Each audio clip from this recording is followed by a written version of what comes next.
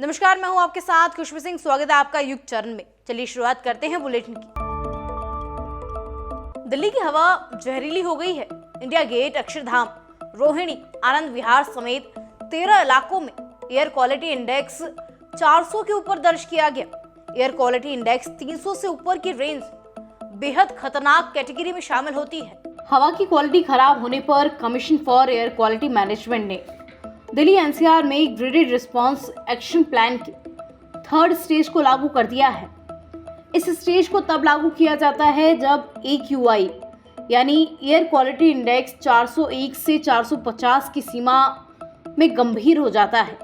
इसके चलते कुछ क्षेत्रों में BS थर्ड पेट्रोल और BS-IV डीजल 4 पहिया वाहनों पर सख्त प्रतिबंध लग जाता है। वहीं गैर जरूरी निर्माण, तोड़फोड़ और रेस्टोरेंट में कोयले के इस्तेमाल पर भी रोक लगा दी जाती है।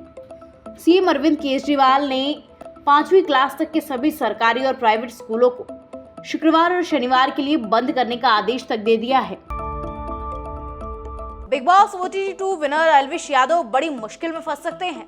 दरअसल नोएडा पुलिस ने शुक्रवार को बिग बॉस विजेता और यूट्यूबर एल्विश यादव द्वारा कथित तौर पर आयोजित एक रेव पार्टी के सिलसिले में 5 लोगों को गिरफ्तार किया।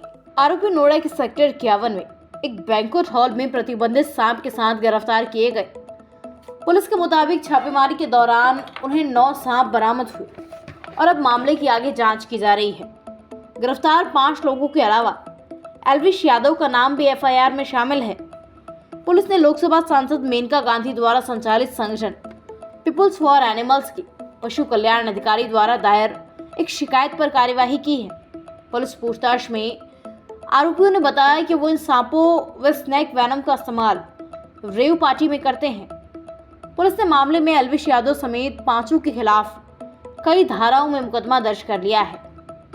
पुलिस को आरोपियों के पास से एक प्लास्टिक की बोतल से भरा हुआ लगभग 20 मिलीमीटर स्नेक वेनम मिला है। इसके अलावा सभी के पास से कुल मिलाकर 9 सांप, जिसमें 5 कोबरा सांप, 1 अजगर सांप और 2 दोमुही सांप, एक रेड स्नेक सांप मिला है। पुलिस पूछताछ में उन्होंने बताया कि वो इन सांपों व स्नेक वेनम का इस्तेमाल रेव पार्टी में किया करते हैं। पुलिस ने मामले में एल्विश यादव समेत 5 के खिलाफ मुकदमा दर्ज कर लिया है और आगे की जांच की जा रही है। भाजपा कांग्रेस के दिग्गज नेताओं ने शुक्रवार को अपना नामांकन पत्र दाखिल किया। लक्ष्मणगढ़ से कांग्रेस प्रत्याशी और वर्तमान PCC चीफ गोविंद सिंह डोटासरा और सवाई माधोपुर से भाजपा प्रत्याशी किरोड़ी लाल मीणा ने भी आज पर्चा भरा। विधानसभा चुनाव के लिए मतदान 25 नवंबर को होगा। तारीख तय होने के बाद दोनों पार्टियों ने अपने अपने प्रत्याशियों के नामों की घोषणा करना शुरू कर दिया। भाजपा ने अब तक 184 और कांग्रेस ने 156 प्रत्याशियों के नाम घोषित कर दिए हैं। कुछ सीटों पर अभी नाम घोषित होना बाकी है। नामांकन भरने की शुरुआत 30 अक्टूबर से हो गई थी। कुछ सीटों पर नामों की घोषणा के बाद भाजपा कांग्रेस प्रत्याशियों ने नामांकन भर दिया। अलग अलग जिलों में शुक्रवार को भी प्रत्याशियों ने नामांकन पत्र दाखिल किया। राजस्थान की चुनावी समर में राजनीतिक दलों की एक दूसरे पर टिक्का टिप्पणी और अपनों की बगावत का शोर तो जमकर सुनाई दिया। वहीं प्रवर्तन निदेशालय की छापेमारी भी इस दौरान लगातार सुर्खियों में बनी रही। इसको लेकर कांग्रेस पार्टी लगातार आरोप लगाती रही है कि केंद्रीय एजेंसियों का गलत इस्तेमाल किया जा रहा है। जब इस बारे में सूबे के मुख्यमंत्री अशोक गहलोत से सवाल किया गया तो उन्होंने फिर एक बार ED समेत तमाम केंद्रीय एजेंसियों को अपनी साख न गिराने की सलाह दे डाली। उन्होंने सबसे पहले तो कहा कि ED जिस तरह का व्यवहार पूरे देश में कर रही है वो उनके खुद के हित में नहीं है। ED, IT और CBI प्रीमियम एजेंसी है।